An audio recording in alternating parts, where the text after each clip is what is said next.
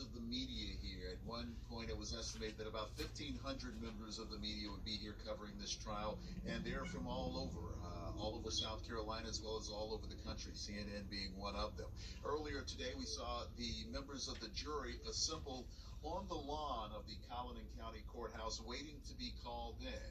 After they were called in, the judge then proceeded to ask them a number of questions, interesting questions, to decide if they're going to be suitable jurors able to deliver a decision in the murder trial of Alex Murdaugh. Well, some of the questions included, he said, for instance, he asked them to stand if there were any reason they should not be chosen as a juror.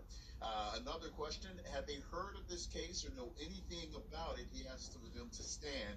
And our Blair Sable, who was in the courtroom at the time, told us every single juror stood up. Every single juror had heard something about this trial. He asked them where they had heard it. Many of them said social media. Several of them said they saw it right here on Channel 5.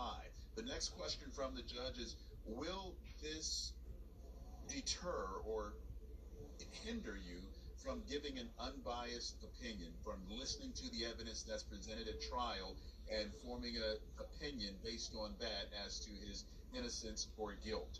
And some of those stood up and they were dismissed. Other questions that were asked: have you been asked to participate in any media coverage in the past few days? So in this portion of the process, jurors had the opportunity, if they did not want to serve on the jury, to say, no, I don't think I can be fair or impartial, and they were, of course, dismissed. Now, the question has come, with this being a smaller county and everybody here seeming to know each other, can you find a fair and unbiased, impartial jury to deliver justice? I spoke with one of the attorneys here, and he said he thinks so. There are some people who take their civic responsibility of serving on a jury very seriously, and once the prosecution and the defense are able to kind of weed them out and get a jury seated, this case will move forward.